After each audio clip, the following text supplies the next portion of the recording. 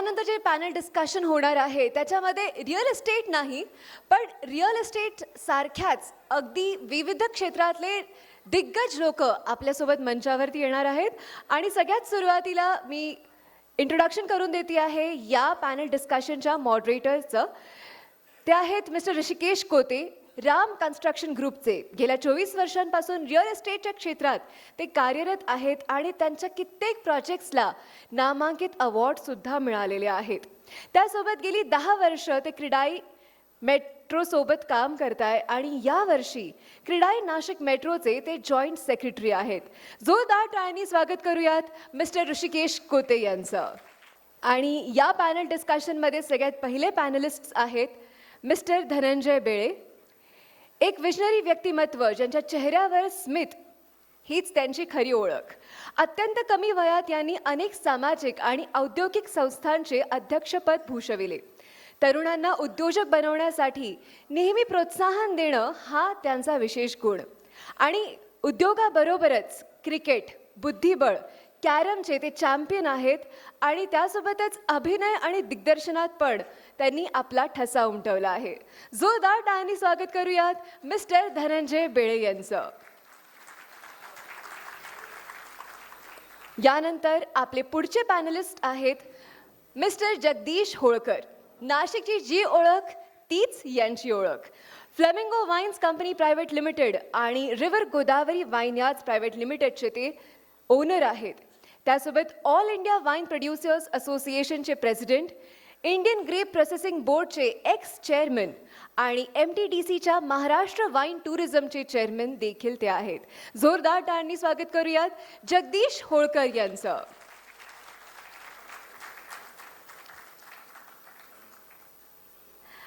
आपले तिसरे पॅनलिस्ट आहेत मिस्टर मुकुंद साबू. आजचे जे आपले गोल्ड स्पॉन्सर आहेत द एव्हेन्यू याचे ते फाउंडर मेंबर आहेत. आपलं MBA मार्केटिंग कंप्लीट केल्यानंतर त्यांनी एव्हेन्यूची मुहूर्तमेढ रोवली आणि त्यांचा विशेष गुण म्हणजे ते कस्टमर्सची नस जाणतात. एक्सेप्शनल सर्व्हिस आणि बारकाईकडे विशेष लक्ष हे त्यांचं वैशिष्ट्य.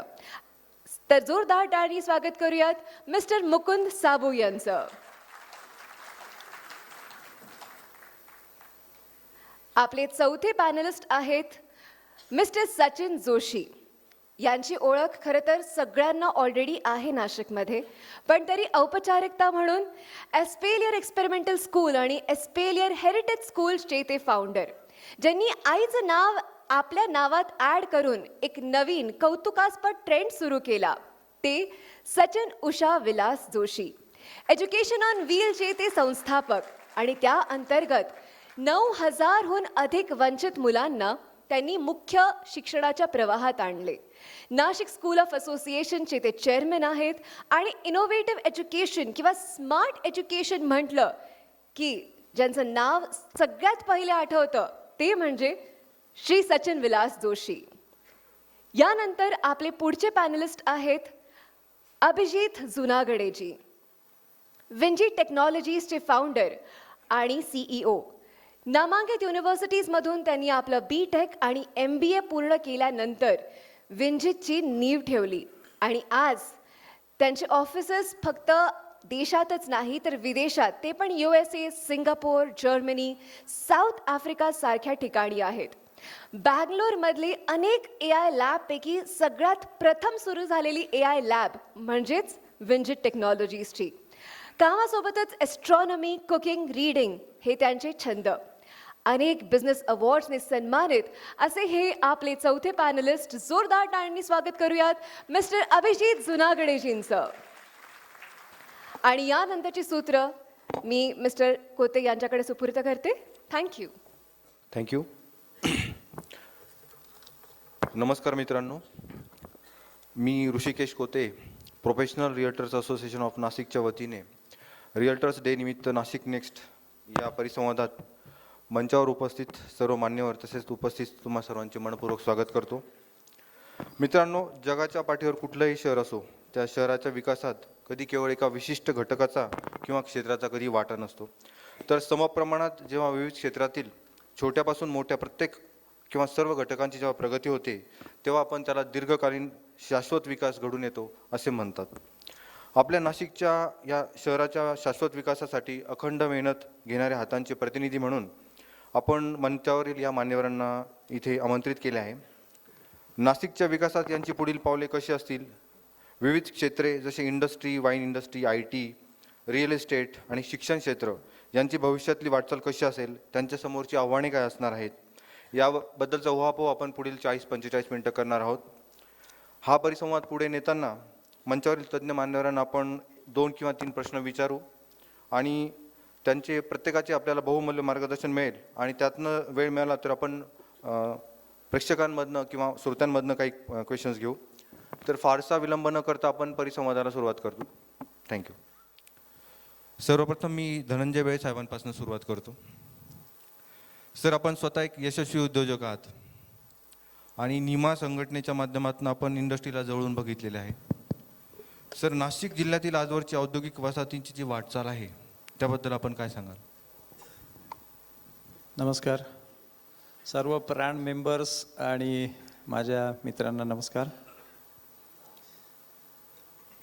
नाशिकच्या औद्योगिक वाटचालीचा तशी पार्श्वभूमी जर आपण बघितली तर 1960च्या दशकापर्यंत जर आपण बघितलं तर कुठलंही औद्योगिकीकरण या शहरामध्ये नव्हतं आणि त्याच्यापूर्वी नाशिकमध्ये काय पिकतं, काय बनतं असं जर विचारलं तर ज्या तांबे पितळीची भांडी आणि 100 वर्षाची परंपरा असलेला कोंडाजीचा चिवडा, ही 2 उत्पादनं प्रामुख्यानं आपल्याकडं होत होती.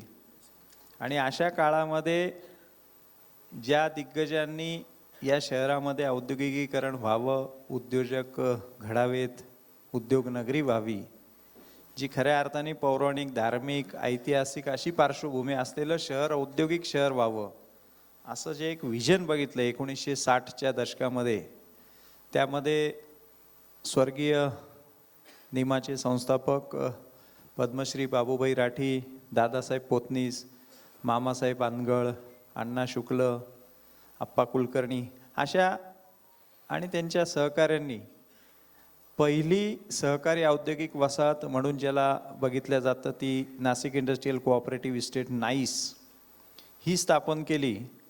म्हणजे MIDC शहरामध्ये पहिल्यांदा आली नाही, पहिल्यांदा सहकारी औद्योगिक आणि ती भारतातली पहिली सहकारी औद्योगिक वसाहत आहे. आणि त्यानंतर मग MIDCची स्थापना सातपूरमध्ये झाली, मग ॲडिशनल सातपूर आलं, त्यानंतर अंबड, अतिरिक्त अंबड, सिन्नर, माळेगाव असं पाहता पाहता आज जिल्हाभरामध्ये नोटिफाईड एरिया हे 14 नोटिफाईड एरिया आहे. त्यामध्ये 12 कोऑपरेटिव्ह इंडस्ट्रियल इस्टेट आहे. त्यामध्ये चांदवड असेल, कळवण असेल किंवा पिंपळगाव, ओझर, वाडीवरे, गोंदे हे कोऑपरेटिव्ह नाही आहे परंतु प्रायव्हेट नोटिफाईड इंडस्ट्रियल एरिया आहेत. या सगळ्या विस्ताराचा जर आपण आज विचार केला तर जवळपास 35,000हून अधिक इंडस्ट्रीज रजिस्टर्ड आज जिल्हा उद्योग केंद्राकडे आहे. आणि आमच्याशी संलग्न असलेले म्हणजे नाशिक इंडस्ट्रीज मॅन्युफॅक्चर असोसिएशनशी 16,000हून अधिक ॲक्टिव्ह इंडस्ट्रीज आमच्याशी संलग्न आहेत. आणि अशी ही वाटचाल पाहता पाहता संपूर्ण जिल्ह्यामध्ये आज जवळपास 5,000 ते 5,500 हेक्टरहून अधिक एरियावर हे औद्योगिकीकरण झालेलं आहे. सर, माझा पुढचा प्रश्न असा आहे की ही जी इंडस्ट्री आहे, नाशिक इंडस्ट्री, हिची भविष्यामध्ये आपण जी ग्रोथ आहे ती कशी बघता? नाही, आता भविष्याचा म्हणजे नाशिक नेक्स्ट हा अतिशय चांगला विषय तुम्ही निवडलेला आहे.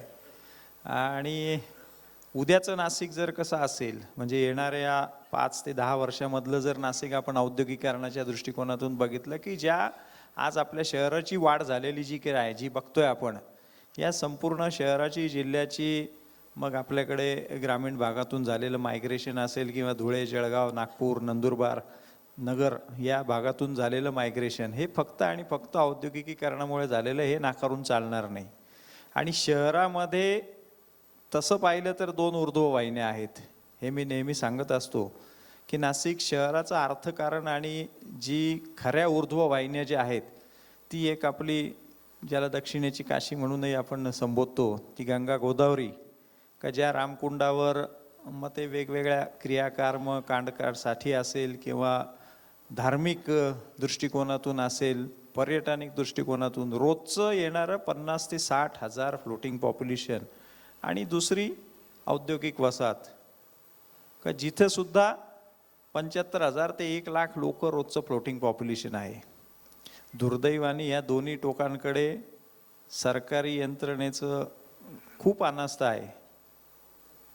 जे हे सगळेजण आपण बघतोय की काय गंगेचं असलेली, गोदावरीची असलेली अवस्था, किंवा 600 हेक्टरवर असलेलं आंबड आणि 550 हेक्टरवर असलेलं सातपूर, एकही सार्वजनिक शौचालय नसणं म्हणजे भविष्यातली वाटचाल सांगण्याच्या दृष्टिकोनातून सांगतो का हे थांबत चालू असताना येणाऱ्या काळामध्ये जर औद्योगिकीकरणाच्या दिशा जर बघितल्या तर पहिल्या पिढीतले उद्योजक या दोन्ही औद्योगिक वसाहतीमध्ये जवळपास 3-3.5 हजार हे सगळे पहिल्या पिढीचे उद्योजक आहे.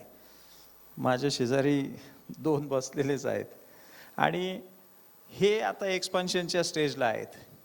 या व्यतिरिक्त इथे असलेल्या लार्ज स्केल इंडस्ट्रीज असतील, मिडल स्केल इंडस्ट्रीज असतील, हे सुद्धा नवीन एक्सपान्शन्स त्यांचं करू पाहत आहेत. येणाऱ्या संधी आपण CPRIची टेस्टिंग लॅब नाशिकला येऊ घातलेली किंबहुना झालेली आहे आणि जी येत्या 2-3 महिन्यामध्ये ज्याचं ऑपरेशन्स चालू होतील. आणि CPRI म्हणजे सेंट्रल रिसर्च पॉवर इन्स्टिट्यूट, ही सेंट्रल गव्हर्नमेंटची जी इलेक्ट्रिकल गॅजेटची टेस्टिंग लॅब आहे, का ही आत्तापर्यंत जिथं जिथं आहे भारतामध्ये 3 ठिकाणी आहे, बँगलोर, भोपाळ आणि दिल्ली. ह्या तिन्ही ठिकाणी जर क्लस्टर इंडस्ट्रीची डेव्हलपमेंट बघितली तर इलेक्ट्रिकल, इलेक्ट्रॉनिक इन्स्ट्रुमेंटेशन, ॲटोमेशनचा प्रचंड मोठा विस्तार इथे झालेला आहे. बडोद्याला आपण बघताय. तर हा जो इम्पॅक्ट आपल्याकडे ती टेस्टिंग लॅब होऊ घातलेली आहे, झाली आहे. नुकत्याच झालेल्या निमा पॉवर एक्झिबिशनमध्ये इलेक्ट्रिकल, इलेक्ट्रॉनिक मॅन्युफॅक्चरिंग क्लस्टर हे राज्य केंद्र सरकारने जे 2 क्लस्टर देऊ केले होते त्याच्यामधलं एक आपल्याकडे देऊ केलेलं आहे राज्य आणि केंद्राचे. त्याला बऱ्यापैकी इन्सेंटिव्ज आहे. आणि क्लस्टर म्हणजे नाशिक इंजिनिअरिंग क्लस्टर सारखं फक्त टेस्टिंग क्लस्टर नसून हे मॅन्युफॅक्चरिंग क्लस्टर आहे, का जिथं इलेक्ट्रिकल, इलेक्ट्रॉनिक बेसच्या 2 मोठ्या अँकर इंडस्ट्रीज असतील, 2 असतील, 4 असतील. आमची आग्रही मागणी सुरुवातीला 2ची आहे आणि त्याला अलाइड असलेल्या 500 ते 1000 इंडस्ट्रीज त्याच्या बाजूला असतील. त्याला लागणाऱ्या कॉमन फॅसिलिटीज या ठिकाणी उभ्या राहतील आणि त्याकरता MIDCने नोटिफाईड सुद्धा एरिया केलेले आहेत. आणि नेक्स्ट जे म्हणताय तुम्ही, तर आता हे झालेल्या औद्योगिकीकरणाच्या व्यतिरिक्त आज MIDCनी, महाराष्ट्र राज्य औद्योगिक विकास महामंडळाने नोटिफाईड शिक्के ज्याच्यावर मारलेले आहेत, अशी 4,500 हेक्टर जागा ही औद्योगिकीकरणासाठी नाशिक जिल्ह्यामध्ये राखीव आहे. त्याही पुढे जाऊन इंडिया बुलचा जो SEZ आपल्या सर्वांना माहिती आहे, का जो कालांतराने रतन इंडियाकडे गेला होता, परंतु काही तांत्रिक बाबी त्यांच्यातल्या काही गोष्टींमुळे तो होऊ शकला नाही. तोही आता MIDCने परत ताब्यात घेण्याची प्रक्रिया सुरू झाली. येत्या 1 ते 2 महिन्यामध्ये ते ताब्यात येईल. आणि ह्या 4,500 हेक्टर आरक्षणामधल्या तातडीने आता येणाऱ्या ज्या MIDC आहे, ते सिन्नरला मापारवाडी असेल, मुंबईकडे जाणाऱ्या दिशेमध्ये राजूर बहुला आहे, पुढे आटवणला आहे.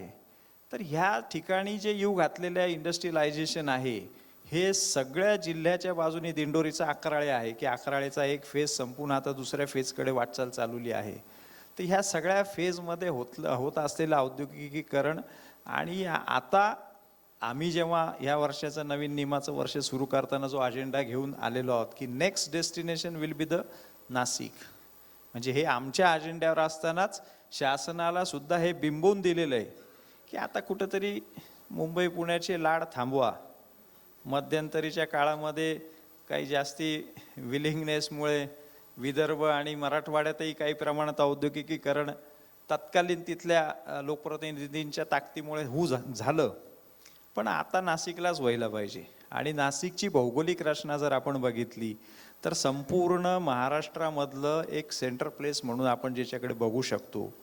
किंबहुना नाशिकपासून मुंबई, पुणे, औरंगाबाद, नगर, धुळे, जळगाव, सुरत, वापी, दमण, सिल्वासा, ठाणे, ह्या सगळ्या जे नावं घेतोय हे 200 किलोमीटरच्या परिघामध्ये असलेली ही सगळी शहर आहे. आणि ह्या शहराला छेदून जात असलेला समृद्धी महामार्ग का जो महाराष्ट्राचा गेम चेंजर ठरतोय तो नाशिकचाही होणार आहे.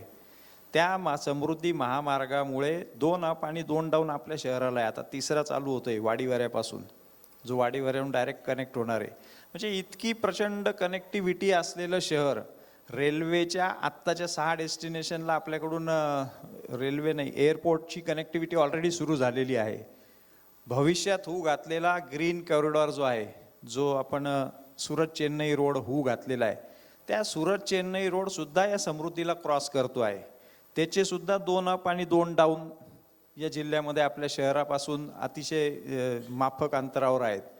Delhi Mumbai industrial corridor, Delhi Mumbai freight corridor हे जे जागतिक बँकेच्या आणि जपनीज गव्हर्नमेंटच्या सहाय्याने होऊ घातलेले अतिशय महत्त्वाकांक्षी प्रकल्प आहेत. त्याच्या 3 तालुक्यांमधून जिल्ह्याच्या जातोय, सिन्नर, इगतपुरी आणि नाशिक.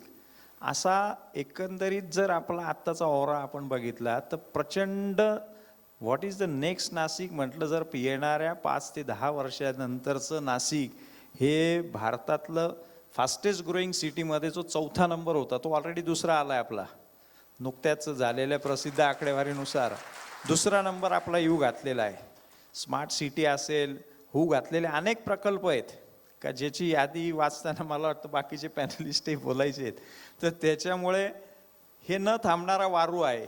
आणि आपल्यासारखे जर दिग्गज त्याच्यामध्ये सहभागी होऊ शकले, आणि खरं काम आता आपलं आहे की आम्ही नुकतीच, माझ्याकडे परवाच्याच दिवशी इन्व्हेस्ट इंडिया ही जी सेंट्रल गव्हर्नमेंटची इन्व्हेस्टमेंट जी काय सेंट्रल गव्हर्नमेंटकडे येते ती आल्यानंतर त्याची स्ट्रॅटेजिक लोकेशन सिलेक्ट करणं, त्याचा एन्व्हायरमेंट सगळा स्टडी करून तिथं इन्व्हेस्टमेंट नेणं, ह्या लोकांना आम्ही आत्ताच परवा आमंत्रित केलं होतं. त्यांची नुकतीच बैठक आमच्याकडे झाली.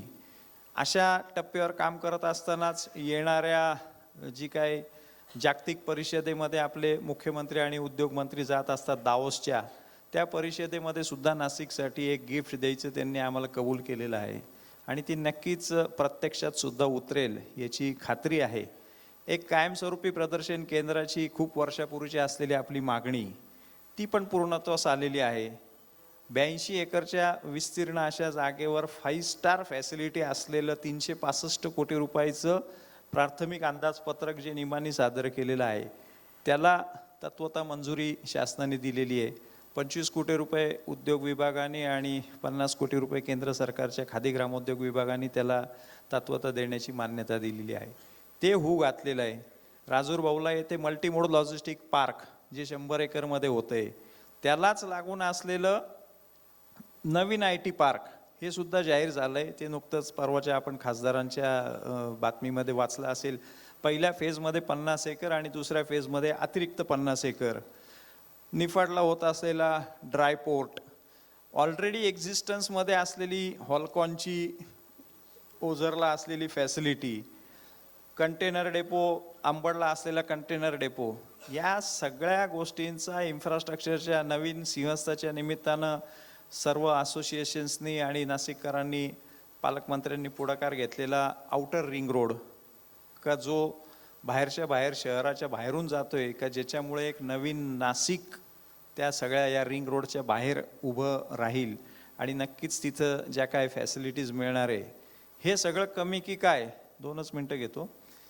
MSRDC की जी आत्तापर्यंत फक्त रस्ते बांधणीसाठीच होती किंवा किंबहुना त्यांच्याकडे रस्ते बांधणी किंवा नवीन नियोजन करण्याचं असायचं, त्या MSRDCला आता प्लॅनिंग अथॉरिटी म्हणून परमिशन दिलेली आहे. की जसं आत्ता सिडको, हुडको किंवा MIDC आहे तशा पद्धतीचे सर्व प्लॅनिंग अथॉरिटी म्हणून MSRDCची अपॉइंटमेंट शासनाने केलेली, त्यांना मान्यता दिली आहे.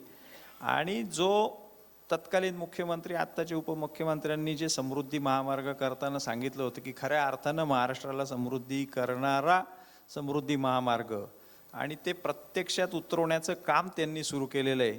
की या संपूर्ण 26 जिल्ह्यांना जोडणारा जो महामार्ग आहे त्याच्यामध्ये 18 नोड्स त्यांनी डिझाईन केलेले किंवा सिलेक्ट केलेले आहेत.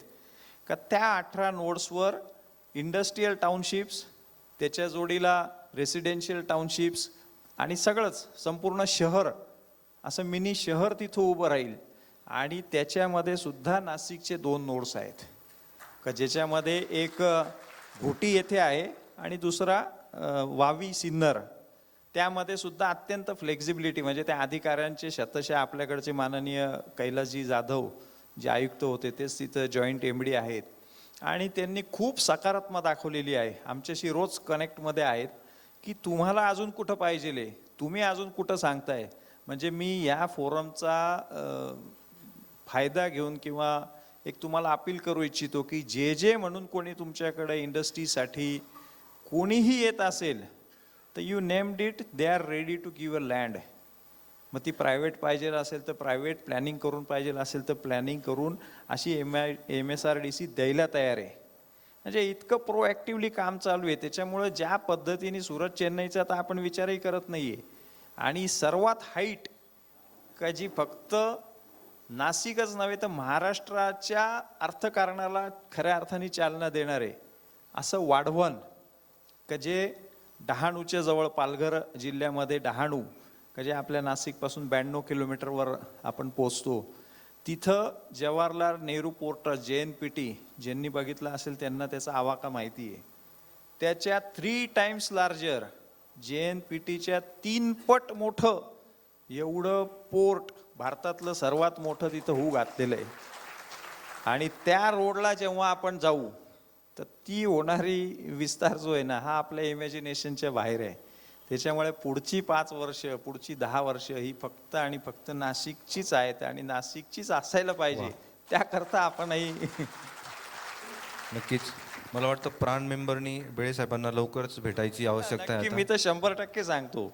म्हणजे खरोखर मी सांगतो की तुमच्याकडे जो कोणी उद्योजक, जो कोणी इन्व्हेस्टर, साधी इन्क्वायरी 1 एकर 2 एकर 5 एकर पासून ते 200-500 एकर पर्यंत जरी असेल तर तुम्ही द्या. ती लिस्ट माझ्याकडे रोज मागतात येते. आम्ही तर ऑलरेडी कलेक्शनला सुरुवात केलेली आहे आणि त्या पद्धतीची टाउनशिप इमिजिएट नाशिकला मिळू शकते आपल्याला. आणि राजूर बाऊला इज ऑल्सो कमिंग. माझ्याकडे अजूनही काही अनेक इंडस्ट्रीज ज्यांच्याशी आम्ही रोज कम्युनिकेशनमध्ये असतो. 5,000 कोटी रुपयाची इन्व्हेस्टमेंट करणारी एक मल्टीनॅशनल कंपनीशी आमची चर्चा चालू आहे. आणि अजून एकच गोष्ट सांगितलं जातं की आत्ताचं जे गव्हर्नमेंट आहे, मला कोणाला नाव ठेवायचं नाही की याच्या आधीचं काय होतं किंवा नंतरचं काय होतं वगैरे, पण जेव्हापासून म्हणजे मी आता 30 वर्षापासून या औद्योगिक क्षेत्रामध्ये काम करतोय, आत्तापर्यंतचे सर्वात प्रोॲक्टिव्ह उद्योगमंत्री हे आहेत. वर्षभरामध्ये 5 वेळेस नाशिकला आले, 5 वेळेस. जेव्हाही बोलवलं तेव्हा आले, जेव्हा पत्र दिलं त्याच्या 3 दिवसामध्ये मीटिंग लागते मंत्रालयात. आणि अतिशय पॉझिटिव्ह रिस्पॉन्स आहे. त्यांनी सांगितलं की कुठल्या आपल्याकडे 2 D झोनचे तालुके, इगतपुरी आणि दिंडोरी. त्यांनी सांगितलं जी इन्व्हेस्टमेंट असेल, आता ह्या इंडस्ट्रीच्या बाबतीतला उल्लेख केला, त्यांना सांगा काय पाहिजे, ही बेनिफिट पाहिजे, ती पाहिजे, हे पाहिजे, तुम्ही लिस्ट द्या, ते द्यायची जबाबदारी माझी. अशा पद्धतीचं प्रोॲक्टिव्हनेस या शासनाकडून दाखवल्या जातोय. त्याच्यामुळे नक्कीच येणाऱ्या काळामध्ये खूप चेंजेस आपल्या शहरासाठी होत आहेत. थँक्यू. मित्रांनो, परिसंवादात पुढे जाताना जागतिक पातळीवर नाशिकची वाईन कॅपिटल अशी जी ओळख निर्माण झाली आहे त्या इंडस्ट्रीकडे आपण जाऊ, वाईन इंडस्ट्रीकडे. ऑल इंडिया वाईन प्रोड्युसर असोसिएशनचे अध्यक्ष श्री जगदीश होळकर साहेबांना माझा प्रश्न आहे की नाशिकला वाईन कॅपिटल ऑफ इंडिया असं म्हणतात, परंतु जगभराच्या बाजारपेठेमध्ये जी स्पर्धा आहे त्यात आपण सध्या कुठे आहोत आणि इंडस्ट्रीची ग्रोथ आपण कशी बघतात? सर्वप्रथम प्रांच्या सगळ्या संचालकांना धन्यवाद. या ठिकाणी आज रिअल्टर्स डे म्हणून आपण 7 डिसेंबरला साजरा करतो आहे. त्या रिअल्टर्स डेच्या सगळ्यांना मनापासून शुभेच्छा. आणि समोर बसलेले जे काही नाशिकचं रिअल इस्टेटमधला आत्मा आहे, जीव की प्राण आपण ज्याला म्हणतो, त्या सगळ्या माझ्या समोर बसलेल्या सगळ्या बंधूंना, भगिनींना नमस्कार. खरं तर आमचं क्षेत्र ह्या नाशिकमध्ये वेगळं आहे. वाईन खरं तर ऋषिकेश, आमचा कार्यक्रम तुम्ही 6:30 वाजता ठेवला होता, पण आता 6:30 वाजता चहाची वेळ होते, त्यावेळेला वाईनवरती काय बोलावं हा माझ्या समोर खरं प्रश्न होता. आणि आता बरोबर 8:15 झाले, वाईनची वेळ झालेली आहे. आता मात्र मी नक्कीच वाईन या विषयावरती चांगलं बोलू शकतो. अगदी त्यामुळेच आम्ही लेट केलंय खरं तर.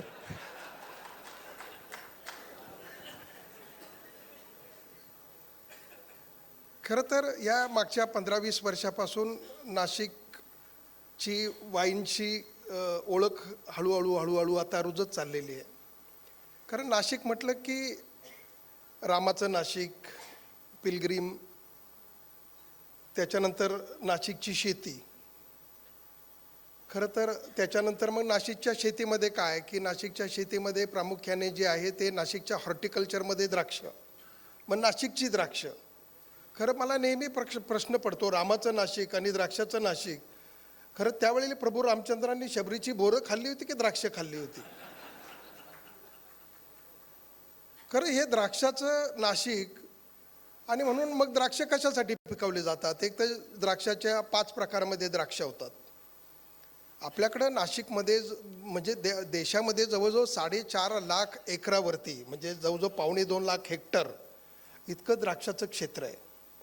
आणि त्यापैकी जवळजवळ एकूण देशाच्या 40% इतके द्राक्ष, म्हणजे 2 लाख एकरावरती द्राक्षचं त्या ठिकाणी कल्टिवेशन एकट्या नाशिकमध्ये. आणि मग ह्या द्राक्षाचं करायचं काय? तर मग द्राक्ष एकतर आपण जगाच्या बाजारपेठेमध्ये साधारण 2000 कंटेनरपर्यंत आपण द्राक्ष एक्सपोर्ट करतो. आणि मग या द्राक्षाचं आपण खाण्याची द्राक्ष म्हणून जवळजवळ 90% द्राक्ष पिकवतो. याच्याबरोबर मग द्राक्षाची आपण बेदाणे करतो. सांगली आणि इतर काही भागामध्ये, पंढरपूर, सोलापूर, त्या ठिकाणी पण कर्नाटकाच्या काही भागामध्ये आपण द्राक्षापासून बेदाणे, चांगल्या प्रतीचे बेदाणे बनवतो. मग त्याच्यानंतर अजून आपल्याला याचं व्हॅल्युएडिशन करायचं असेल, पेरिशेबलला नॉन पेरिशेबलमध्ये कन्वर्ट करायचं असेल, तर आणखीन द्राक्ष शेतीला पर्याय काय? म्हणून वाईनचा पर्याय समोर आला. आणि मग त्या याच्यामध्ये आपला प्रवास हा साधारण 2 दशकापासून आपला हा प्रवास हा सुरू झालेला आहे. आणि मग हे सगळं विचार करत असताना या द्राक्ष शेतीला, द्राक्ष शेतकऱ्याला त्याच्या मालाचं मूल्यवर्धन व्हावं म्हणून त्या ठिकाणी वाईन ही जगामध्ये प्राचीन काळापासून चालत आलेली आहे. ती फक्त आपण ह्या 2 दशकापासून आपण ते ॲडॉप्ट करायला सुरुवात केली. अजूनही 2 प्रकारामध्ये द्राक्ष पिकवले जातात. एक तर द्राक्षापासून वाईन बनते, वाईनपासून एक्स्ट्रॅक्ट करून स्पिरिट बनवलं जातं आणि त्याच्यापासून कोनियाक सारख्या रिजनमध्ये कोनियाक किंवा जगामध्ये ब्रँडी तयार केली जाते. आणि 5व्या प्रकारामध्ये द्राक्षाचा रसासाठी मेडिको नावाची व्हरायटी आपल्या NRC ग्रेप्सने आता शोधून काढलेली आहे. परंतु हे सगळं असताना नाशिक नेक्स्ट आपण जेव्हा कार्यक्रम करतो तेव्हा मला असं दिसतं की ह्या नाशिक नेक्स्टमध्ये जे भारतामध्ये जे इतर शहरांकडं आहे आणि इतर शहरांकडं म्हणजे नाशिककडं जे आहे जे इतरांकडं नाही आहे ते काय आहे? नाशिकचा USP काय होऊ शकतो? आपल्याला नाशिक सेल करायचे आहे, त्या नाशिकमधल्याच लोकांमध्ये सेल करून इथंच हे करण्यात, डबड्यामध्ये हे करण्यामध्ये काय पॉईंट आहे? आपल्याला नाशिकचे डेस्टिनेशन सेल करायचं आहे, ते आउटस्कटला सेल करायचं आहे. नाशिक आपल्याला पुण्यामध्ये विकायचं आहे, मुंबईमध्ये विकायचं आहे, बेंगलोरला विकायचं आहे, दिल्लीत विकायचं आहे, इंटरनॅशनल लंडनमध्ये, पॅरिसमध्ये इंटरनॅशनल लेवलवरती आपल्याला नाशिक सेल करायचं आहे. हे डेस्टिनेशन आपल्याला सेल करायचं आहे. आणि मग हे डेस्टिनेशन जर आपल्याला सेल करायचं असेल तर आपल्याला USP शोधावा लागेल. आपल्या स्ट्रेंथ ज्या आहेत त्या आपल्याला विचारात घ्यावे लागतील. आणि मला वाटतं नाशिकचं ॲग्रिकल्चर ही नाशिकची स्ट्रेंथ आहे. नक्कीच. नाशिक इज म्हणजे आमचे मित्र किरण चव्हाण, आम्ही जेव्हा इको सेन्सिटिव्हिटी आणि याच्यावरती जेव्हा गप्पा मारत असतो तेव्हा त्यांनी एक बोलता बोलता छान वाक्य सगळ्यांना सांगितलं की Nashik is consider as a kitchen garden of the country. आणि खूप सुंदर आहे. म्हणजे नॅशनल हॉर्टिकल्चर बोर्डाकडे जर रेकॉर्ड बघितलं तर भारतामधलं सगळ्यात हॉर्टिकल्चर डॉमिनेटेड डेस्टिनेशन कोणतं असेल तर ते नाशिक आहे. आणि म्हणून नाशिकला जी संधी आहे ती इतरांना नक्कीच नाही आहे. आणि त्यातल्या त्यात वाईन म्हटलं की ती बॉलिवूडपासून हॉलिवूडपर्यंत भुरळ घालणारी गोष्ट आहे. वाईन म्हटलं की ते शेती आहे, तो उद्योग आहे, म्हणजे ॲग्रो प्रोसेसिंगचा तो भाग आहे, तो रुरल इकॉनॉमी डेव्हलप करणारा एक टूल होऊ शकतं. त्याच्यानंतर आपल्या फळांचं वेस्टेजेस कशी कमी करता येईल हा शासनासमोर, शेतकऱ्यांसमोरचा मूळ प्रश्न आहे. आणि त्या निमित्ताने आपल्याला ती संधी या ठिकाणी मिळू शकते. रिव्हेंज भाग आहे, एम्प्लॉयमेंट जनरेशनचा तो भाग होऊ शकतो. आणि म्हणून नाशिकला ही खूप चांगली संधी आहे वाईनच्या निमित्ताने, असं मला वाटतं. आपण त्याची ग्रोथ कशी बघतोय, म्हणजे पुढील काही वर्षात ही इंडस्ट्री कशी वाढणार आहे? मुळामध्ये ही इंडस्ट्री जी आहे ती खरं समजून घेण्याचा विषय आहे. आता वाईन आणि लिकर, आता बऱ्याच लोकांना सांगायला लागतं. आपल्याकडं इंग्रजांच्या काळापासून वाईन शॉप म्हणतो, ते लिकर शॉप आहे. वाईन इज नॉट अ लिकर. वाईन आणि स्पिरिट आणि वाईन याच्यामध्ये मूलभूत फरक आहे. तर याच्यामध्ये ही इंडस्ट्री समजून घेण्याचा विषय. ही इंडस्ट्री जगाच्या पाठीवर खूप टायनी इंडस्ट्री, खूप कॉटेज इंडस्ट्री म्हणून कन्सिडर होते. हा खरं तर फॅमिली ओन्ड बिझनेस आहे. आपल्याकडं सुलासारखी मोठी वायनरी असेल, सुलासारख्या एका वायनरीला युरोपमध्ये मिडल साईज वायनरी म्हणून कन्सिडर करतात, तशा हजारो आहेत. एकट्या फ्रान्समध्ये, फ्रान्स जर बघितलं आपण, which is half of Maharashtra, population wise जरी घेतलं तरी 60 मिलियन पीपल फ्रान्सची लोकसंख्या आहे. आणि त्या ह्याच्यामध्ये महाराष्ट्र आपण 12 कोटीवर आहे. आणि एरियासुद्धा हाफ ऑफ हे. आपल्या भारताचं जसं मी सांगितलं की द्राक्षाचं क्षेत्र 4.5 लाख एकर आहे, फ्रान्समध्ये ते 21 लाख एकरावरती आहे. म्हणजे जवळजवळ 8.5 लाख हेक्टर इतकी शेती ही द्राक्षाखाली आहे. आणि एकट्या फ्रान्समध्ये आम्ही आत्ता कुठंतरी 100-110 वायनरीज संबंध देशामध्ये क्रॉस करू शकलो आहे. एकट्या फ्रान्समध्ये देर आर 27,000 वायनरीज. म्हणजे अजून आपल्याला बरंच काम करायचं आहे. म्हणजे इटलीमध्ये 18,000 वायनरीज आहे, स्पेनमध्ये 16,000 वायनरीज आहे. म्हणजे it clearly indicates it's a tiny business, it's a business of family, it's business of farmer.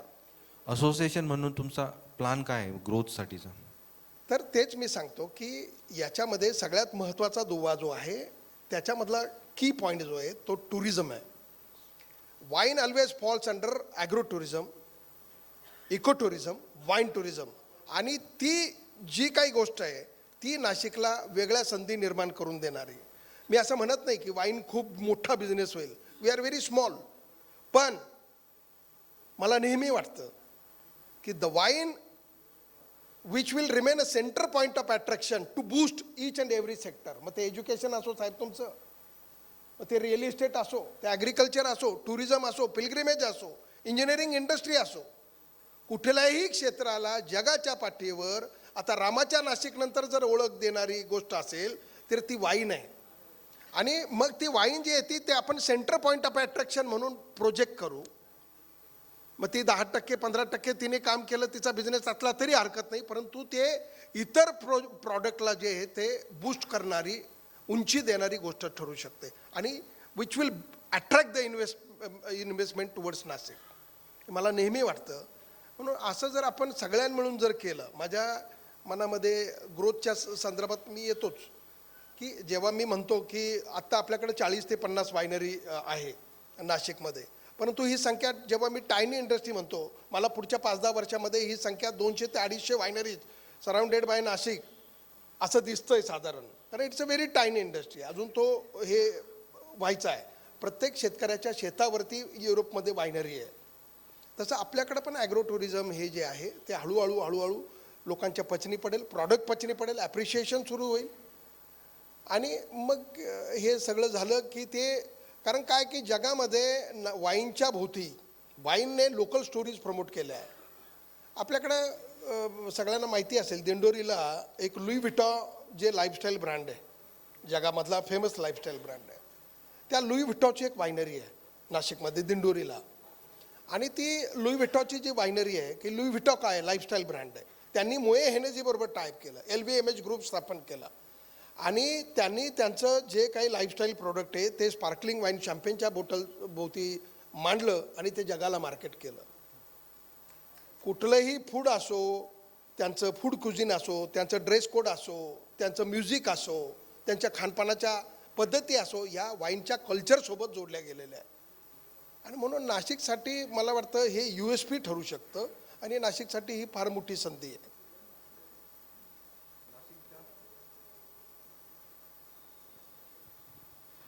नाशिकचा एक ब्रँड, त्याची ब्रँडिंग व्हावी असं कायम प्रत्येक संस्था प्रयत्न करत असते. तर वाईन इंडस्ट्री ह्या ब्रँड संदर्भात नाशिक ब्रँडिंगच्या संदर्भात काही प्रयत्न करताना म्हणजे पुढच्या भविष्यात आपल्याला दिसेल का? खूप छान प्रश्न आहे हा साहेब. आपल्याला सगळ्यांना शॅम्पेन नाव माहिती आहे. शॅम्पेन म्हटलं की कोणाला काही हे करण्याची गरज नाही. शॅम्पेन काय आहे? शॅम्पेन हा रिजन आहे, फ्रान्समधला एक रिजन आहे, एक एरिया आहे, एक जिल्हा आहे समजा. पण शॅम्पेन म्हटल्यावर आपल्याला एक एरिया आठवतो का? नाही. शॅम्पेन म्हटलं की आपल्याला शॅम्पेनची बॉटल, स्पार्कलिंग वाईन आठवतं. म्हणून नाशिकचं ते जिओग्राफिकल इंडिकेशन आहे. आणि GI it self remain a brand, umbrella brand. म्हणून जगामध्ये वाईननी सगळ्यात शेतीला आणि या टुरिझमला रोडमॅप दिलेला आहे. तेव्हा मला असं नेहमी वाटतं की नापा व्हॅली जसा अम्ब्रेला ब्रँड आहे, मार्गरेट रिव्हर जसा ऑस्ट्रेलियामध्ये अम्ब्रेला ब्रँड आहे, टस्कनी, वेनेटो, सिसिली हे जसे वाईन रिजन आहे या इटली आणि बाकीच्या ह्याच्यामध्ये, बर्गंडी जसा वाईन रिजन आहे, तसं नाशिक व्हॅली हा आपल्याला अम्ब्रेला ब्रँड म्हणून प्रोजेक्ट करता येऊ शकतो. आणि मग नाशिकचा अम्ब्रेला ब्रँड नुसतं वाईनसाठी का? ऑलरेडी आम्हाला GI मिळालेला आहे.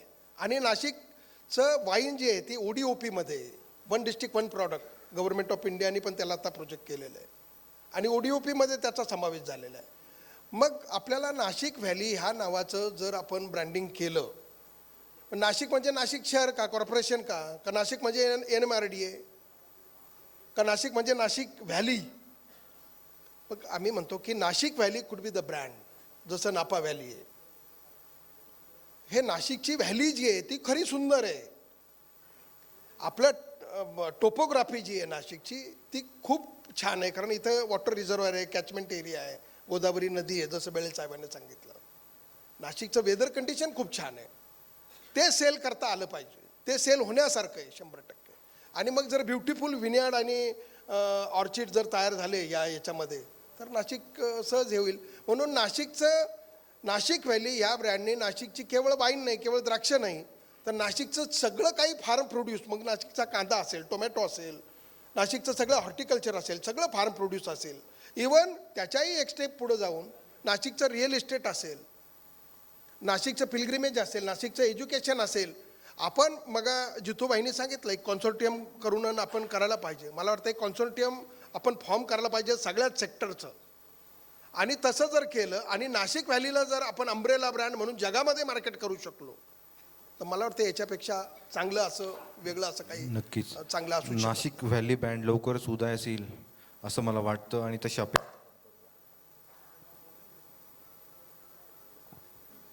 पुढील प्रश्न जोशी सरांना आहे. मित्रांनो, मला खात्री आहे इथे उपस्थित कोणी हे नाकारू शकत नाही की कुठल्याही राष्ट्राच्या किंवा शहराच्या विकासामध्ये शिक्षण किती आमूलाग्र बदल घडून आणू शकतो. आणि त्यामुळे नाशिक नेक्स्टचा विचार करताना आपल्याला शिक्षण ह्या अतिशय महत्त्वाच्या विषयावर बोलायला आवडेल. जोशी सरांना मला प्रश्न. हॅलो सरांना माझा प्रश्न आहे, नाशिक शहराच्या शिक्षण क्षेत्राची सध्याची स्थिती, त्याच्या गरजा काय आहेत आणि भविष्यात त्याची वाटचाल आपली कुठे जाणार आहे? नक्कीच नाशिकचे प्राण असलेले सर्व प्राणचे मेंबर, भविष्यातील शिक्षण हा फार महत्त्वाचा, किंवा आपण 21व्या शतकातील शिक्षण आपण ज्याला म्हणूया. नाशिक कुठे आहे त्याआधी काय येतं आहे, मग ऑलरेडी त्यावर डिस्कशन झालं. वर्ल्ड इकॉनॉमिक फोरम ही सर्वात मोठी ऑर्गनायझेशन आहे आणि त्याने आत्ता सांगितलं की पुढच्या 15 वर्षामध्ये कुठल्या प्रकारचे जॉब्स असणार आहेत, कुठल्या प्रकारचे करिअर्स असणार आहेत, किंवा कुठल्या प्रकारे रिक्वायरमेंट असणार आहे ओव्हरऑल जॉब इंडस्ट्रीमध्ये, कारण की आता इंडस्ट्रियल 4.0 आलेला आहे.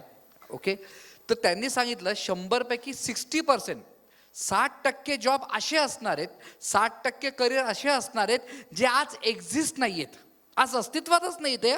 बघा, म्हणजे माझ्या वर्गामध्ये 40 मुलं असतील तर यातले 25 मुलं स्टुडंट्स अशी नोकरी करणार आहे जी आज एक्झिस्ट नाही आहे. आणि मग प्रश्न येतो की आपण मुलांना कसं शिक्षण द्यायचं आहे, काय द्यायचं आहे, आणि त्या पद्धतीचं इन्फ्रास्ट्रक्चर आपल्या नाशिकमध्ये आणता येईल का. ओके, सो पण त्यांनी सांगितलं की याला लागणारे स्किल्स सांगितलेत आणि ते स्किल फार सोपे आहेत. 4 सीम त्याला सांगितलं आहे. एक आहे क्रिएटिव्हिटी. ओके, क्रिएटिव्हिटी ज्या ज्या ठिकाणी असेल त्यांना सर्वात जास्त सॅलरी असणार आहे. दुसरं कोलॅबरेशन, एकत्र म्हणजे सर्वेनुसार हायेस्ट पॅकेज या मल्टीनॅशनल कंपनीजमध्ये आता जेवढे काही मगा धनंजय सरांनी सांगितलं आपल्याकडे काय काय ते सगळ्या मल्टीनॅशनल कंपन्या याचं आहेत तिच्या सीओला चे पगार जर बघितले तर ऑलमोस्ट महिन्याचे 20 लाख 25 लाख असे असतात. तर हे पगार त्या व्यक्तीला मिळतील ज्याला एकत्र काम करण्याची सवय, कारण की आता एकत्र कुटुंब पद्धतच निघून गेली, त्यामुळे एकत्र टीमला घेऊन 50 आता हे तुम्ही सर्वजण 50 लोक ज्याला हँडल करतील त्याला हायेस्ट पगार. बघा आपण कुठल्या लेवलला चाललो आहोत आणि काय गरज आहे. सो क्रिएटिव्हिटी, कम्युनिकेशन, कोलॅबरेशन आणि क्रिटिकल थिंकिंग हे फ्युचरचं एज्युकेशन आहे. आणि या education point of view Nashik आता आपण कुठे आहोत या ह्याच्यात, तर सध्याची परिस्थिती पाहिली गेली तर आहे पॉझिटिव्ह आहे. पण वाईट हेही वाटतं की हार्डली नाशिक जिल्ह्यामध्ये देवळाईच्या पाड्याच्या इथं लहान मुलांना शाळेत जाण्यासाठी नदी पार करावी लागते, 10-10 किलोमीटर चालावं लागतं. मोठे मुलं त्या बिचाऱ्यांना खांद्यावर घेऊन जातात. पण परिस्थिती बदलते. मी नाशिक महानगरपालिकेच्या जवळजवळ 90 शाळा या स्मार्ट स्कूल केल्या आत्ता आम्ही. इंटरनॅशनल स्कूलमध्ये जे इन्फ्रास्ट्रक्चर नाही आहेत, 70 कोटी स्मार्ट सिटी अंतर्गत त्याचा मी हेड होतो आणि पूर्णपणे त्या 3 वर्षामध्ये त्या शाळा आम्ही सर्व स्मार्ट केल्या.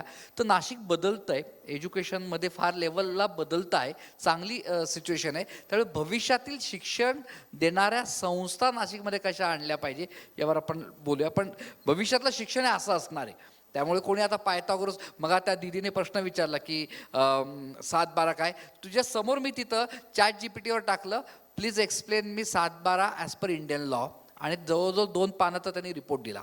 सो ChatGPT किंवा तो बाजूला इथं सगळं AI किंवा इन्व्हायरमेंट या संदर्भातले एज्युकेशन्स फार मोठ्या लेवलवर येत आहेत.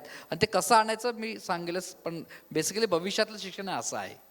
Thank you sir. मध्यंतरी क्रीडाई नाशिक मेट्रो आणि JLL ह्या 2 संस्थांनी एक सर्वे केला होता ज्यात नाशिक एज्युकेशन हब म्हणून उदयास येईल असं त्यांनी भाकीत वर्तवलं होतं. तर आपल्याला या संदर्भात काय वाटतं? नक्कीच त्याचा मी पार्टी होतो मध्ये. मी म्हणजे तुम्ही विचारणार म्हणून मी काय काय नाशिकमध्ये आहे ते मी जस्ट लिहिलं की आत्ता काय सध्या परिस्थिती आहे. पण नाशिक हे शिक्षणाचं माहेरघर होऊ शकतं का? हां, बेसिकली पुणे शिक्षणाचं माहेरघर आहे, पण नाशिक हे होऊ शकतं. त्याचं बरेच कारणांपैकी अजूनही नाशिकमध्ये पब संस्कृती नाही आहे. मी पुणे, मुंबई आणि जर पाचगणी ठिकाणी तर आता लँड शिल्लक नाही आहेत. ओके, मुंबई पुण्याच्या ठिकाणी पालक मुलांना पाठवत नाही आहेत. मी खूप जवळून पाहतोय. त्यापेक्षा ते फॉरेनला पाठवा शिकवतील, पण तिकडे नाही. एकच कारण आहे की मुलगा रात्री पबला जातो. सो नाशिक हे शिक्षणाचं माहेरघर होण्यासाठी हा फार सेन्सिटिव्ह विषय. मला सांगा ना, तुम्ही सुद्धा तुमची 12वीची मुलगी, FY मुलगी आपण पुण्याला पाठवायला आता घाबरतात. जे एकेकाळी आपण सर्व पुण्यात शिकलेलो आहोत. सगळा पूर्ण याच्यातून नाशिकला डायव्हर्फिकेशन जोरात चालू आहे. म्हणजे मी तुम्हाला एक्झाम्पल सांगतो, तुमच्या सर्वेकडे येतो. कोविड आला, कोविडचा फायदा कसा झाला सांगतो. वर्क फ्रॉम होमची कॉन्सेप्ट दिली आणि नाशिकमध्ये पूर्ण भारतातून लोक शिकायला, मुलांना शिकवायला आले.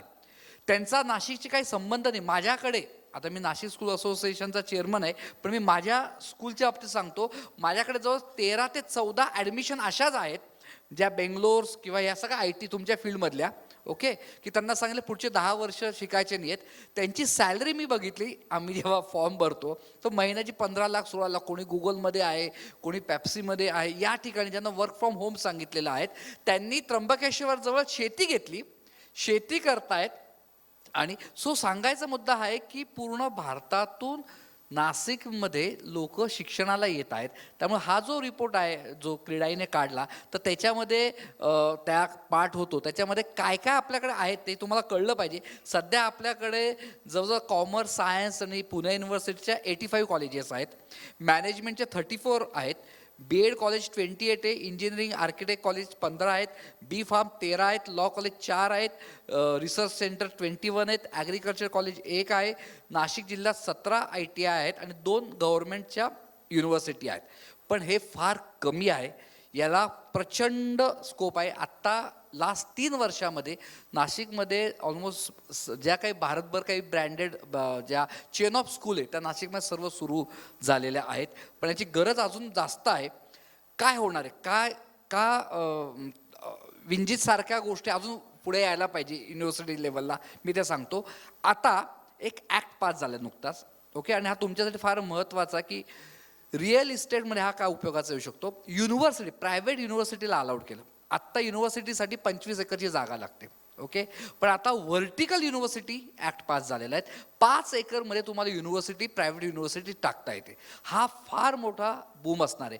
पुढच्या 5 वर्षामध्ये किमान नाशिकमध्ये 7 ते 8 प्रायव्हेट युनिव्हर्सिटी येत आहेत. ऑलरेडी अशोका त्यावर काम करतंय, बरेच जण काम करतायत त्याच्यामध्ये. सो भविष्यामध्ये मग आपल्याला सांगितलं पहिल्या डिस्कशनमध्ये, दादासाहेब फाळकेसारखं ब्रँड आपल्याकडे आहे. सो NSD सारखी फिल्म इन्स्टिट्यूट नाशिकमध्ये आली तर अधिक उत्तम होईल.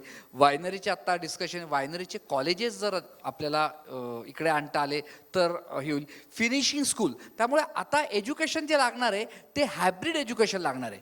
सो इन्फ्रास्ट्रक्चर काय पाहिजे, इन्फ्रास्ट्रक्चर प्लस IT चा त्याला सपोर्ट, म्हणजे प्रायव्हेट युनिव्हर्सिटी फॉरेन युनिव्हर्सिटीला इंडियामध्ये आलायला अलाउड केलं. टॉप 100 युनिव्हर्सिटीचा ॲक्ट पास झाला आहे. हार्वर्डसारखी युनिव्हर्सिटी नाशिकमध्ये इन्व्हेस्ट करू शकते जर तुम्ही त्यांना पूर्ण इन्फ्रास्ट्रक्चर दिलं तर. तिकडचे प्रोफेसर 60% सिलेबस ऑनलाईन शिकवतील, 40% या पद्धतीने. सो पुढच्या 5 ते 8 वर्षामध्ये education point of view Nashik फार ड्रास्टिक लेवलला बदल होणार आहे. फक्त आपल्याला म्हणजे सर्वांनाच तुम्हाला काय करावं लागणार आहे, ज्या वेळेस तुमच्याकडे एज्युकेशनची रिक्वायरमेंट येते ना, तिथे थोडे जरा रेट जरा हे करा, तर ते हे होईल.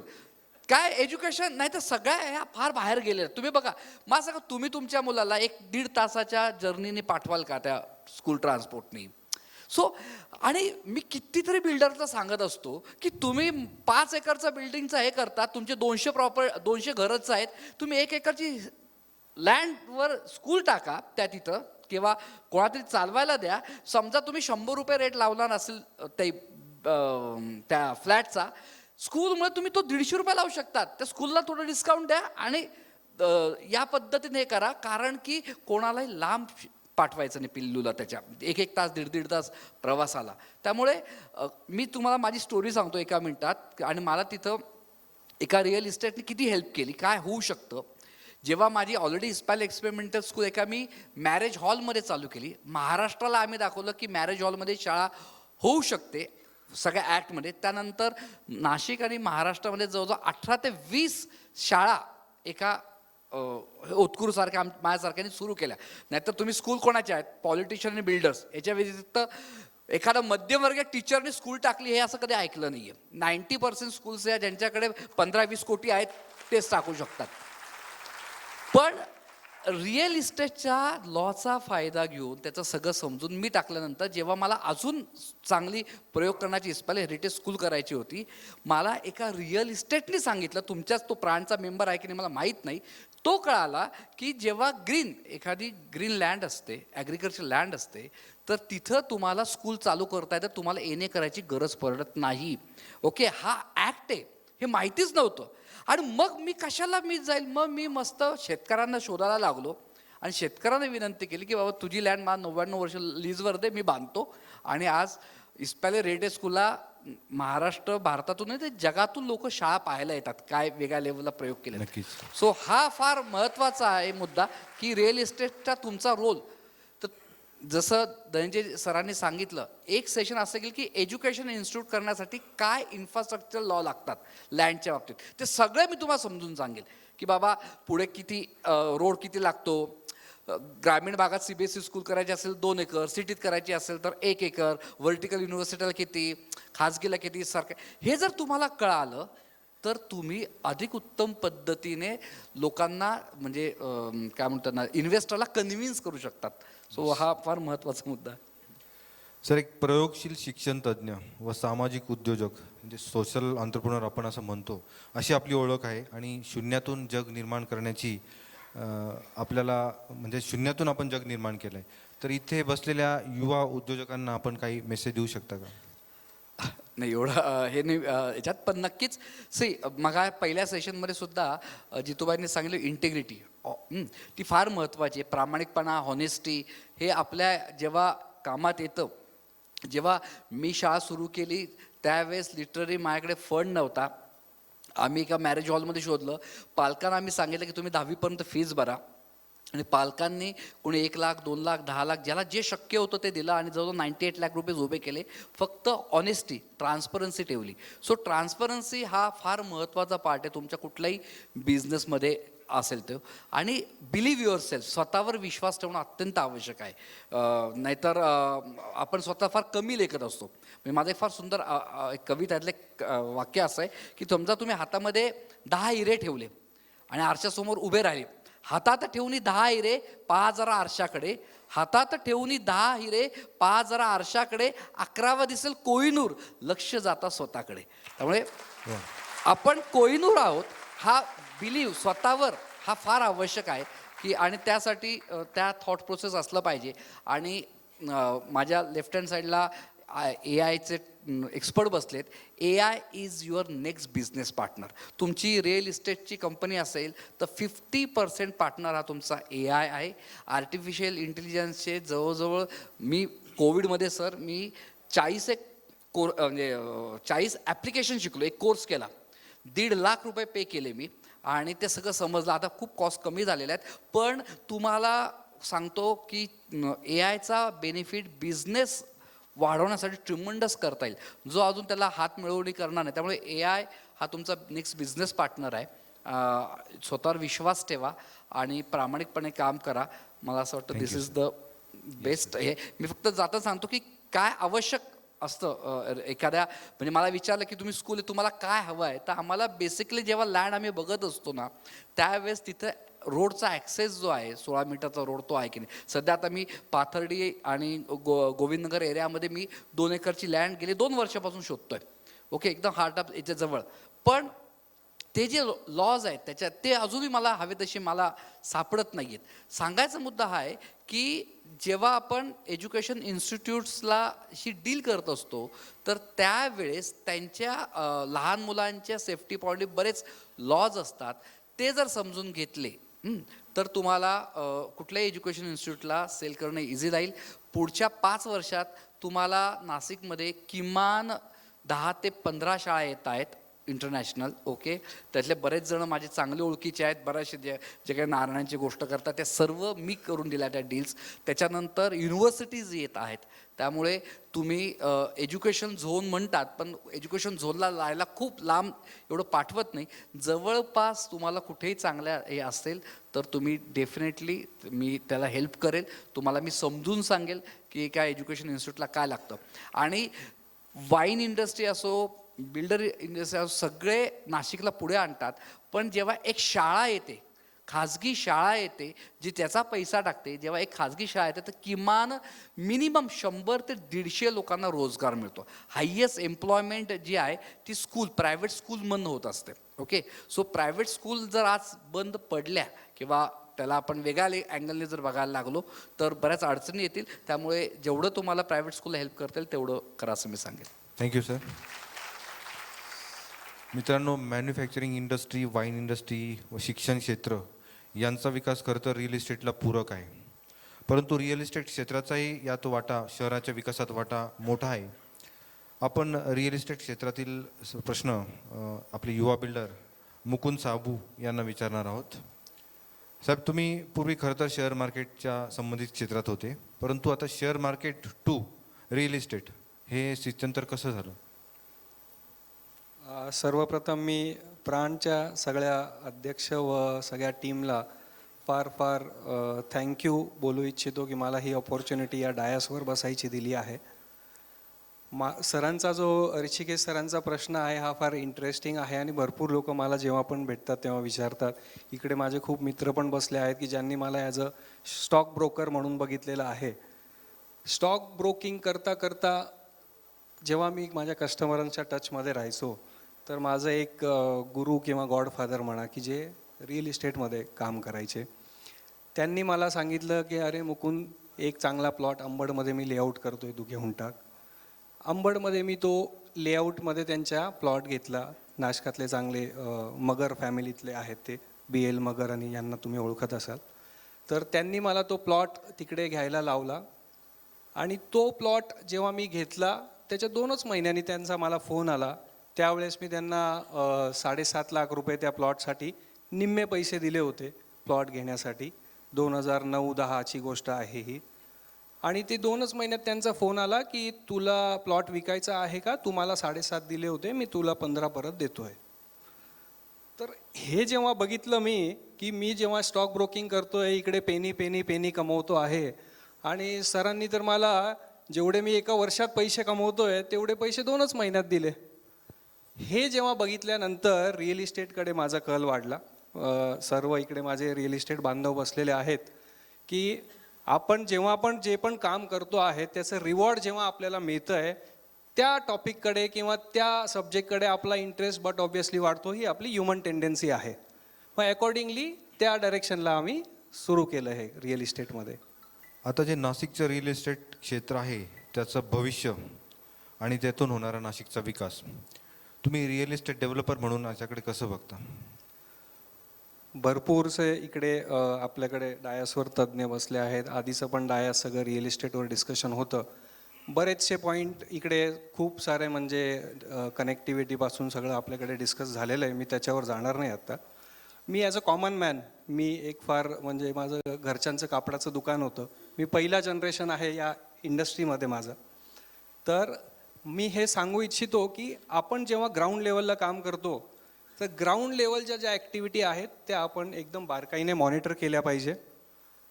थोडक्यात तुम्हाला सांगतो की आज तुम्ही इकडे सगळे नाशिककर आहेत किंवा बाहेरचे पण असतील. मला गोविंदनगरहून, माझं ऑफिस गोविंदनगरला आहे, राहायला मी कॉलेज रोडला आहे. गोविंदनगरहून कॉलेज रोडला जायला मला 2 वर्षापूर्वी 10 मिनटं लागायचे. आता मला 35 ते 40 मिनटं लागत आहेत. तर ही जी ग्रोथ, ही जी ट्रॅफिक, हे जे आता चेंज नाशिकमध्ये येतं आहे, हे इटसेल्फ तुम्हाला ग्रोथ काय होणार आहे नाशिकची हे सांगतं आहे. इन्फ्रास्ट्रक्चर वाईज नाशिक खूप चांगलं आहे बाकीच्या सिटीजपेक्षा. त्याच्यामध्ये खूप साऱ्या संधीच तुम्हाला पण मिळतील की तुम्ही बाहेरच्या लोकांना हे इन्फ्रास्ट्रक्चर कसं आहे, हवामान कसं आहे हे सांगा. त्यांच्याबरोबर डील घडवण्यासाठी आधी पण स्वतः ग्राउंड लेवलला हे नॉलेज घ्या, तरच तुम्ही कॉन्फिडेंटली ते नॉलेज पास करू शकणार आहे आणि तुम्ही ते कॉन्फिडेंटली तुमची डील क्लोज करू शकणार आहेत. उत्तर महाराष्ट्रातनं आणि संपूर्ण राज्यातनं आपल्या इन्व्हेस्टर्स जे आहेत ते आपले फार महत्त्वाचे रोल आहे आपल्या इंडस्ट्रीमध्ये त्यांचा. त्या इन्व्हेस्टर्ससाठी नाशिकमध्ये कशी संधी आहे, तुम्ही कशी बघता ती संधी? आता मी एक दिवाळीनंतर माझ्या मामाच्या मुलीचं लग्न होतं, अकोल्याला गेलो होतो, आपलं विदर्भ अकोला अमरावतीकडचं. तिकडे मी जे आमचे व्याही होते त्यांच्याकडे गेलो. तिकडे त्यांचं ते आमचं एक फंक्शन होतं छोटं, तर केलं. त्याच्यानंतर त्यांना तिकडे, आता मी रिअल इस्टेट बिल्डर आहे मी, बट ऑब्व्हियसली गेल्यानंतर प्रॉपर्टीचाच रेट विचारणार सगळीकडे. तर मी त्यांना ते रेट विचारला की इकडे रेट काय आहे. तर मी तुम्हाला सांगतो ऋषिकेश सर की इकडे, आणि सगळ्यांना सांगू इच्छितो की ज्या अकोला जिल्ह्यामध्ये पाणी नाही, इन्फ्रास्ट्रक्चर नाही, रोड नाही, त्या ठिकाणी त्यांनी मला सांगितलं की इकडे 8,000 रुपये स्क्वेअर फीटचे प्लॉटचे रेट आहेत. म्हणजे आता सगळीकडे वारामध्ये जो लोकांना जास्त माहिती असेल, तुम्हाला सांगू इच्छितो, आपण 8,000 रुपये वारामध्ये, 8,000 रुपये स्क्वेअर फीटमध्ये आपल्याला आज गंगापूर रोड गोविंदनगरला पण घर मिळतं. तर ही वास्तुस्थिती पूर्ण महाराष्ट्राला आता जाणीव व्हायला लागली आहे. कारण तिकडचे लोक पण म्हणत आहे का आमच्याकडे तुमच्याकडे प्रॉपर्टी खूप स्वस्त आहे, आम्हाला नाशिक खूप आवडतं आहे. आणि ज्या दृष्टीने नाशिकची इंडस्ट्री, कनेक्टिव्हिटी, बाकी सगळ्या गोष्टी बदलत आहेत, लोकांना नाशिक हवं असं वाटतं आहे. मी ॲज अ बिल्डर जेव्हा माझ्याकडे बुकिंगला कस्टमर आहे, एक डेटा आत्ता मी आमच्याच इंटरनली केला, तर मागच्या 4 वर्षाचा बुकिंगचा जर चार्ट बसणार तर 60% बुकिंग माझ्याकडे आउटसाइडर आहे. तर ही जी अट्रॅक्शन आहे नाशिकची, ही कायम राहणार आहे. आणि पुढच्या भविष्यात येणारा जो तुमचा टॉपिक आहे नाशिक नेक्स्ट म्हणजे आता मुंबई पुण्याला लोक कंटाळलेले आहेत, सगळ्यांचा कल 100% नाशिकमध्ये आहे. आणि नाशिक एक खूप सुंदर आणि वेल प्लॅन सिटी म्हणून एक पूर्ण जगामध्ये आपल्याला उभरून येणार आहे इकडे. थँक्यू. मित्रांनो, नाशिकच्या विकासात नेहमी चर्चेचा विषय असतो आपल्या IT इंडस्ट्रीचा. आपण विंजितचे को फाउंडर अभिजित जुनाकडे साहेबांना प्रश्न विचारू या संदर्भात. नाशिकच्या IT इंडस्ट्रीचे वर्तमान आणि भविष्य यावर आम्हाला नेहमीच प्रश्न पडतो, तर आपण त्याबद्दल काय सांगू शकाल? Thank you Rishikesh. First of all thank you for having me on the stage. मी बऱ्याच IT फोरम्समध्ये बोलतो. दुपारपासून रिअल इस्टेटबद्दल एवढं ऐकलं आहे की आता माझा इंटरेस्ट थोडा चेंज झाला आहे. आज फार शिकायला मिळालं. पण आता हा प्रश्न मला खूप जण विचारतात की नाशिकमध्ये IT कधी येईल, का IT का नाही आहे नाशिकमध्ये. तर फर्स्ट ऑफ ऑल नाशिकमध्ये IT आहे. You know, please don't say की नाशिकमध्ये IT कधी येईल किंवा कधी येणार आहे. IT असं कुठे येत नाही. आपल्याला जावं लागतं IT कडे. It is a very integrated industry. To give you an example, मी तुमचा आन्सर करेल, पण to give you example to start the discussion. बेळेसाहेब आमच्यासारख्यांना परमिशन देतील इंडस्ट्री चालू करायला. यांच्यासारखे शिक्षण आम्हाला देतील आमच्या मुलांना शिकवायला. हे बिल्डिंग बांधतील आणि आमचे जे कॉन्ट्रॅक्ट साईन होतात फॉरेनर्स बरोबर, पहिला दिवस आणि शेवटचा दिवस विनयार्डमध्ये असतो. त्याच्याशिवाय IT इंडस्ट्री नाही वर्क होत. तर आपल्याकडे सगळी सामग्री आहे त्याच्यासाठी.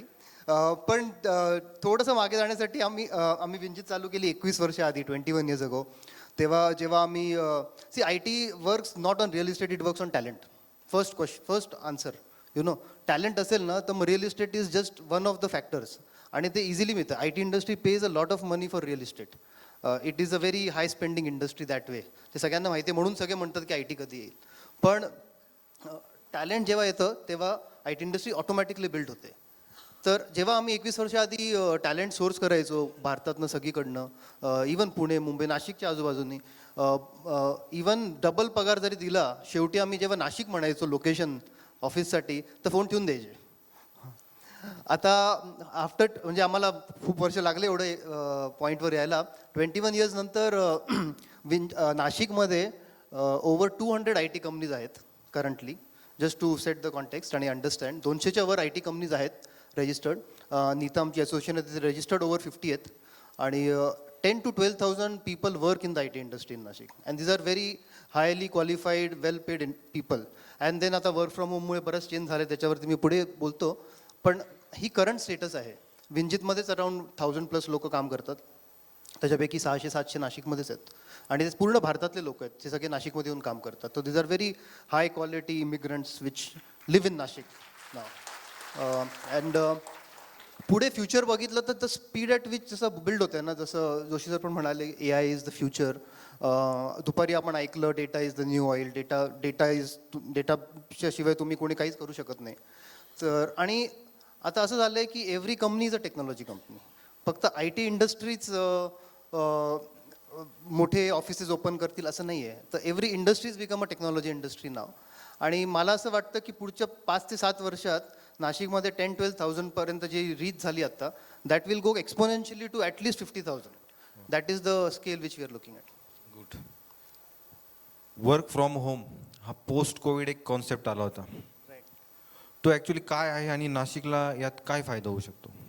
फार इंटरेस्टिंग क्वेश्चन आहे. वर्क फ्रॉम होम आता परत स्थिती थोडी बदलत चालली आहे, पण काही गोष्टी अशा असतात की तुमच्या हॅबिट्स चेंज झाल्या एकदा की मग परत ते मागे जायला फार डिफिकल्ट असतं. आणि हे जास्त ह्याची हेल्प ॲक्च्युली झाली आहे मोठ्या सिटीजमुळे, आपल्यासारख्या सिटीजला. बँगलोरमध्ये जर का तुम्हाला काम करायचं असेल 1.5 ते 2 तास लागतात ऑफिसला जायला वन वे. आणि आता कोविडमुळे त्या लोकांना सगळ्यांना आणि आमच्या लोकांना पण सगळ्यांना वर्क फ्रॉम होमची सवय झाली. बरं, सगळ्याच इंडस्ट्रीजला झाली.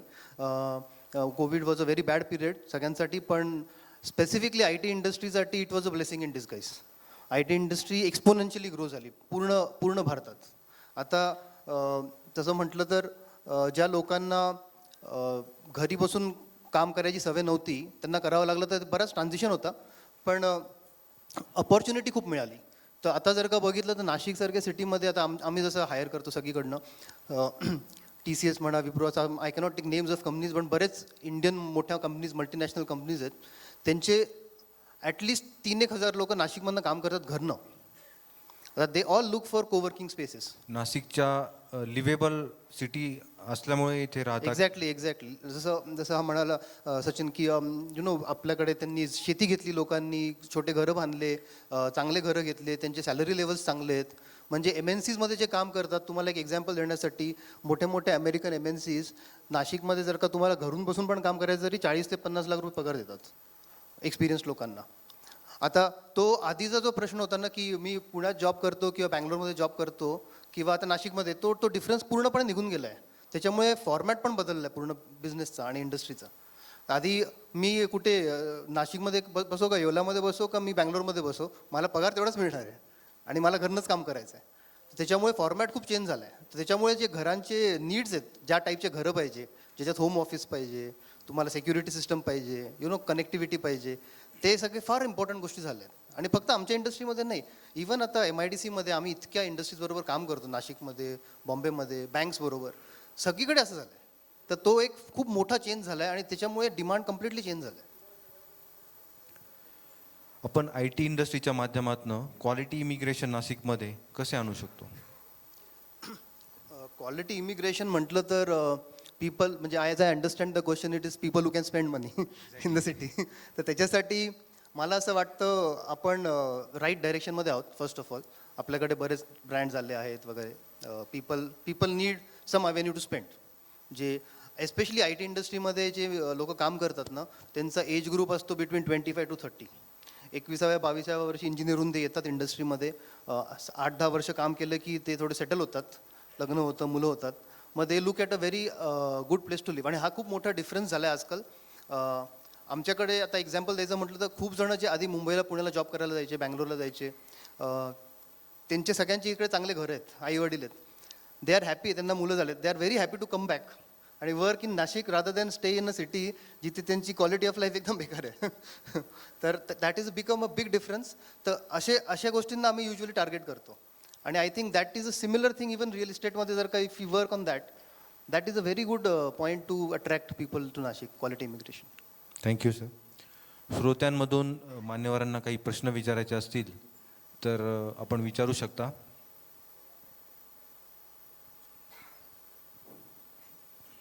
माझा एक सरांना प्रश्न होता की आता मी गोविंदनगरमध्ये कमर्शियल टॉवर केलं आहे. 70% of the tower is sold to IT कंपनीजला मी विकलेलं आहे तिकडे. त्यांचं एक म्हणणं आहे का नाशिकमध्ये IT साठी सर्वात चांगली क्वालिटी मॅनपॉवर आहे. Is it true? येस. नाशिकमध्ये manpower is very good because एक तर colleges around the city are very well develop now, आधीसारखं नाही आहे. आणि आता मॅनपॉवर असं आता सगळीकडनं they are willing to come to Nashik. मी जसं म्हटलं ना आधी, they were not willing to come to Nashik and stay. एकदा आले की then they are happy to actually relocate. त्यांचा हॉपिंग रेशो फार कमी आहे असं त्यांचं म्हणणं आहे. हॉपिंग रेशोच नाही आहे नाशिक. तो पण फार मोठा फरक आहे. हो, त्याच्यामुळे पण फार फरक पडला, कारण दुसऱ्या मोठ्या टेक कंपनीज नसल्यामुळे. पण ते काय होतं ना, once they start living here they love the लाईफस्टाईलमध्ये ना, नाही आवडत जायला. आमच्याकडनं बरेच जण आहेत जे 5-7 वर्ष काम करून गेले मोठ्या कंपनीजमध्ये आणि 3-4 वर्षांनी परत आले नाशिकला. खूप मोठा ॲडव्हान्टेज आहे नाशिकसाठी.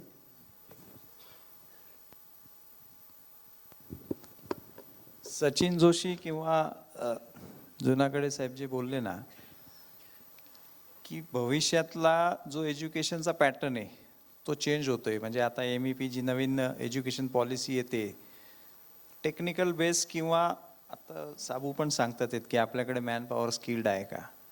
तर हे सगळं असताना आपल्याकडे एक खूप मोठी युनिव्हर्सिटी, ओपन युनिव्हर्सिटी, मुक्त विद्यापीठ. त्या मुक्त विद्यापीठामध्ये आपल्याला जे डिझाईन पाहिजे, म्हणजे आम्ही इंडस्ट्री म्हणून, मी तर अनेक 40 कॉलेजेसचे आमचा MOU आहे. इंडस्ट्री इन्स्टिट्यूट इंटरॅक्शन कमिटी मी फॉर्म केलेली आहे. आत्ता होतं काय आहे की जे रॉ मटेरियल आत्ता बाहेर पडतं आहे एज्युकेशन सिस्टीममधून, they are not fit at all to the industry. म्हणजे हे सहमत असतील माझ्याशी की त्यांना काय पाहिजे तर तो मधला ब्रिज जो आहे की जे इंडस्ट्रीला पाहिजे आहे आणि जे तिथं शिकतायत तो गॅप भरायचा आहे.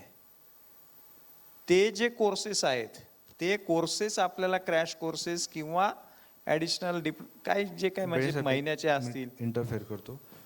अभिजित जुनागडेंकडे आम्ही काही दिवसापूर्वी गेलो होतो आणि त्यांनी ह्याच विषयावर KK वाघ कॉलेजबरोबर त्यांचं टायअप करून जे आता नवीन स्टुडंट्स बाहेर येत आहे ते, मी त्यांना विचारलं की त्यानंतर ते किती दिवस ट्रेनिंग घेतात तुमच्याकडे. तर त्यांनी असं सांगितलं की आम्हाला आता त्यांना ट्रेनिंग देण्याची गरजच नाही आहे.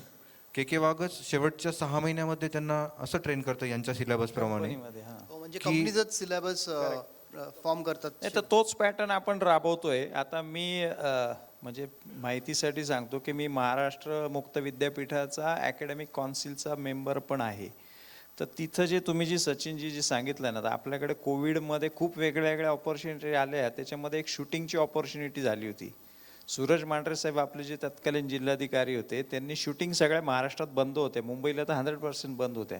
तर सिरियलला आणि पिक्चरला शूटिंगची त्यांनी ऑपॉर्च्युनिटी इथे दिली होती. इथे चालू झाल्या होत्या ग्रामीण एरियामध्ये, आणि त्या चालू झाल्या, त्या खूप सक्सेस झाल्या वगैरे सगळं झालं.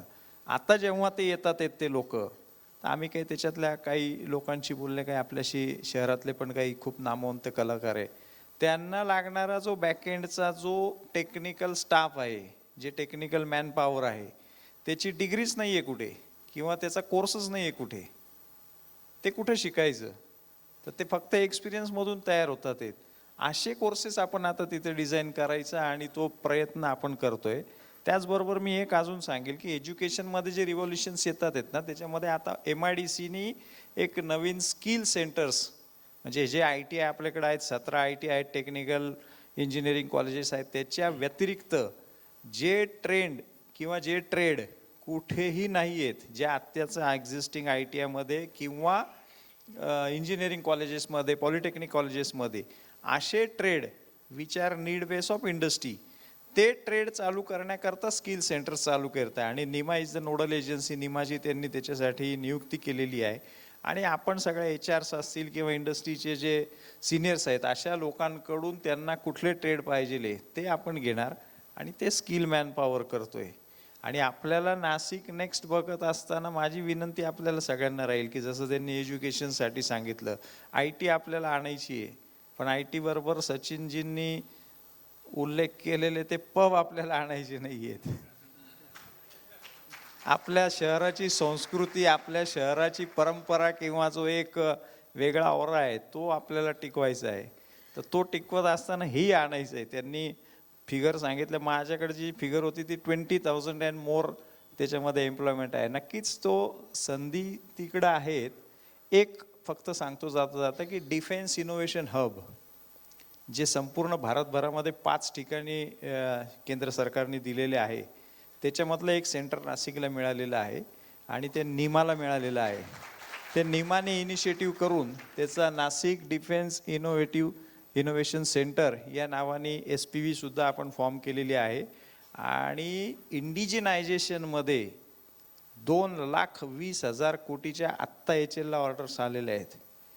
काल तिथं एक मोठा सेमिनार झाला, आणि ते सांगतायत किती करू शकता पुढच्या 3 वर्षासाठी. 2,20,000 कोटीच्या ऑर्डर्स आहेत, किती करू शकता असं विचारतात. 159 रशियन डेलिगेट्स आले होते परवा, आणि त्यांच्याबरोबर 1-to-1 इंटरॅक्शन B2B होती. तर त्या डिफेन्स इनोव्हेशनमध्ये किंवा डिफेन्स क्लस्टरमध्ये ज्या संधी आहेत त्या आपण इमॅजिन करू शकत नाही. ज्या पद्धतीने केंद्र सरकार काम करतंय, जे इंडिजिनायझेशनच्या ज्या नवीन संधी उपलब्ध करून दिल्यात, किंवा आत्मनिर्भर भारत ही जी संकल्पना आणलेली आहे, make in India, that is coming to true. आणि ते स्वप्न साकार होत असताना इतक्या प्रचंड संधी आहेत. कोविड नंतर अनेक देश, अनेक इंडस्ट्रीज कोलॅप्स झालेल्या आपण बघतोय. भारताला कुठला इम्पॅक्ट झाला नाही. भारतातली इंडस्ट्री दुपटीने वाढली, दुपटीने. आणि याचा सर्वात जास्त इम्पॅक्ट ज्याच्यावर झाला आहे त्या चायनावर. त्या चायनातल्या इंडस्ट्रीज आता China+1 हा जो ट्रेंड येऊ घातलेला आहे, दॅट वन इज इंडिया.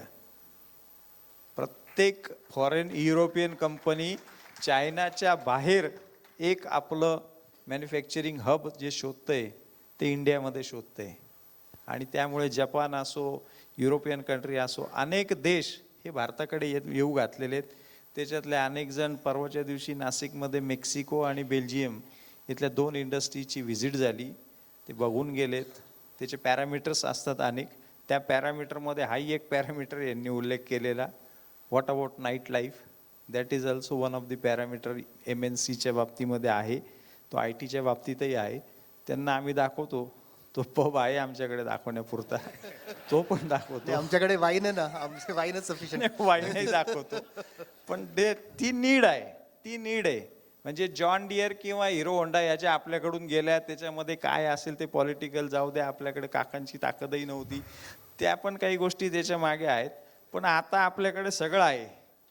तर त्याच्यामुळे नाशिक इज द डेस्टिनेशन.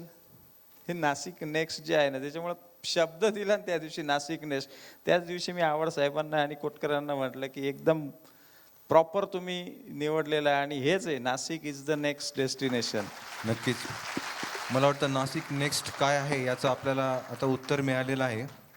मित्रांनो, आजच्या परिसंवादात आपण नाशिक शहराच्या विकासाची स्थित्यंतरं बघितली. भविष्यात नाशिक शहराचा विकास कशा पद्धतीने होईल, विविध क्षेत्रात विकासात काय वाव आहे, शहरात उद्योग व्यवसाय गुंतवणूक क्वालिटी मायग्रेशन कसे घडवून आणता येईल, तसेच शहराचा अर्थविकासाची चक्रे कशी गतिमान होतील, याबाबत सर्वांगीण परिस्थितीची आपण माहिती करून घेण्याचा प्रयत्न केला. त्यात उद्योग, इंडस्ट्री, शिक्षण, वायनरी, रिअल इस्टेट आणि IT क्षेत्रातील मान्यवरांनी आपले मनोगत व्यक्त केले. या सर्व मान्यवरांचे मनापासून खूप खूप आभार. तुम्हा सर्व श्रोत्यांचेही खूप खूप आभार. तसेच आयोजकांनी हा परिसंवाद संचलनाची मला जी संधी उपलब्ध करून दिली त्याबद्दल आयोजकांचेही खूप आभार. थँक्यू. सगळ्या मान्यवरांचे खूप खूप आभार. आणि खरंच तुमच्यासारख्या दिग्गजांकडून, तुमच्या क्षेत्रामधल्या दिग्गजांकडून जाणल्यानंतर असं खरंच वाटतं की नाशिकचं जे नेक्स्ट आहे त्याच्यामुळे डेफिनेटली नाशिक नेक्स्ट लेवलवरती जाणार, हे खात्री पटली आहे इथे सगळ्यांना. पटली आहे ना? क्या बात आहे. आणि याच्यानंतर मी सगळ्यांना विनंती करेन की त्यांनी मंचावरतीच असं राहायचं आहे. आणि त्यांच्या सत्कारासाठी सगळ्यात पहिले मी प्राणचे जॉईंट सेक्रेटरी राज तलरेजा यांना मंचावरती आमंत्रित करेन आणि त्यांना विनंती करेन की त्यांनी इथे येऊन नीमाचे अध्यक्ष धनंजय बेळेजी यांचा सत्कार करावा.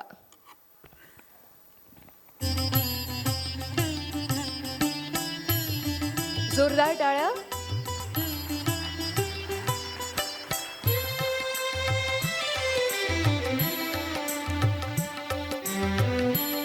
Thank you so much. यानंतर मी विनंती करेन प्रांच ॲडवायझर मिस्टर राजेंद्र कोतकर की त्यांनी मंचावरती यायचं आहे आणि जगदीश होळकर यांचा इथे सत्कार करायचा.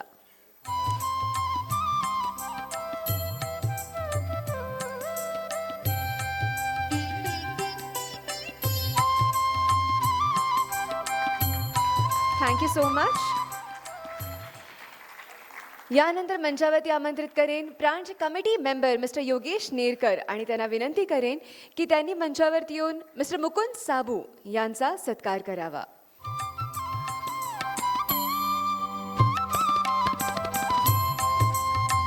थँक्यू.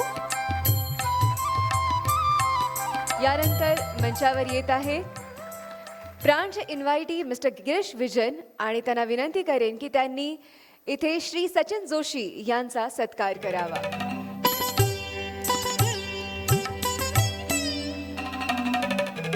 जोरदार टाळ्या.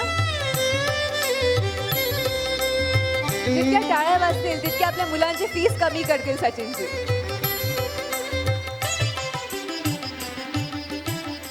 यानंतर मंचावर आमंत्रित करेन मिस्टर अमित वाघ आणि क्षितिज दंडगवाळ यांना आणि त्यांना विनंती करेन की त्यांनी अभिजित जुनागडेजींचा इथे सत्कार करावा.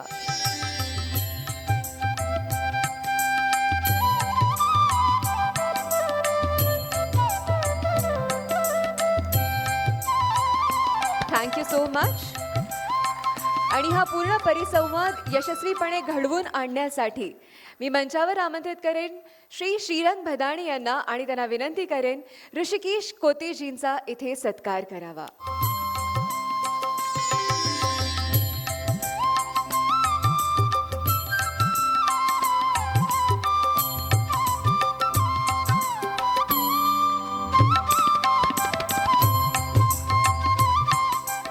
Thank you so much.